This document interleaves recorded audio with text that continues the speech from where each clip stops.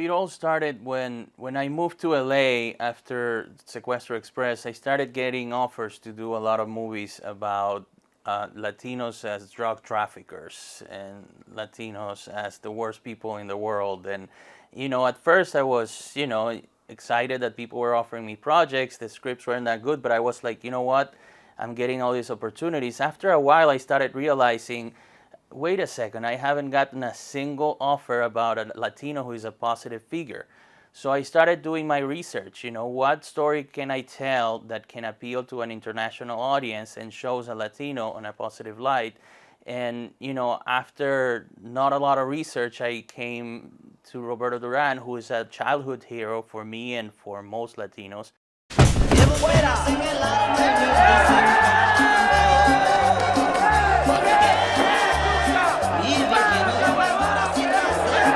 Duran comes from truly nothing and became a world champ and became an inspiration for all of Latin America and for most of the world, really, because he was in the 80s, in the 70s. It was an era of a lot of political turbulence in Latin America and in everywhere, pretty much. And Duran encapsulated that rage and that pride and the ability to avenge in the ring those who don't have a voice, who don't have anything.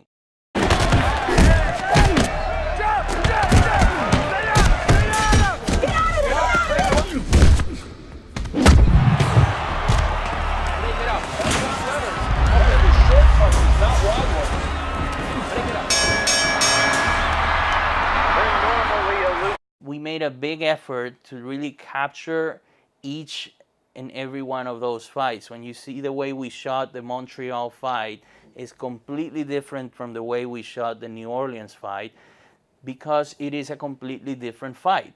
It was a completely different experience. When you see the entire Superdome and you see the way Sugar Ray Leonard is playing the mind game with Duran, it's the opposite of Montreal, which was a toe-to-toe fight in which each of them was trying to show who was more macho. Leonard, you're my friend, now. All along, he's been doing this on purpose. He hurt you to drive me crazy, to get me to be in his macho tough guy war. Ray, you're obsessed. I'm telling you, it's a strategy. When we started looking for somebody to play Sugar Ray Leonard, I actually went to Freddie Roach's gym. They invited us, and we were seeing Manny Pacquiao train. It was an incredible honor, an incredible experience. And then I spoke a little bit with Freddie and asked him, is there a boxer who you think I should look at to play Sugar Ray Leonard? And he started thinking for a while, and he said, I'm going to think about it, but you should also look into dancers, because there's very few boxers that can box like Sugar Ray Leonard. He had a very specific style, and sometimes it's easier to get a dancer to box than it is to get a boxer to dance. And Leonard is definitely the mix of, showmanship and incredible boxing style. And I went home and I started thinking, who's the best dancer in the world? And I don't know, it just came into my mind, what about Usher? From the first day, Leonard told me he's the right guy. And I'm like, why? He's like, it's all about the smile. I'm like, the smile? That's all you care? It's all I care about. Boxing, I know he can take care of that after a few rounds of training. But it's all about the smile. That's what I want Sugar Ray Leonard to be portrayed like. And Leonard started training Usher, and Usher trained for like a year. It was pretty crazy. And Leonard literally told me, dead serious, after a year of training, Usher could go pro. Slow down and go. You can and no comprende. Turn the right hand over.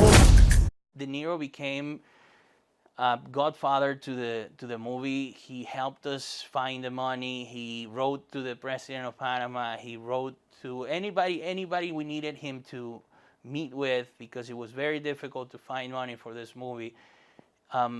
He was a big part of, and he fell in love with Ray Arcel. It was a very personal role for him.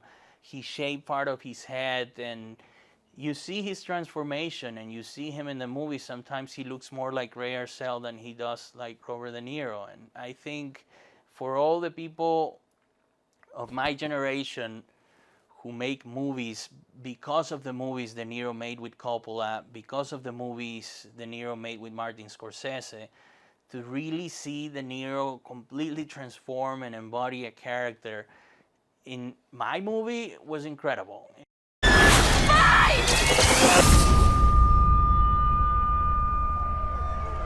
This is inexplicable. Why did he say no mas? Why did the most macho of all boxers, the sport of the macho, decided to walk away in the middle of the most important fight in his career? And the movie answers that enigma. It's not that simple. It doesn't come from fear. It doesn't come from feeling defeated. It comes from a lot of more complex elements that I don't want to reveal because, you know, that's what we made the movie for.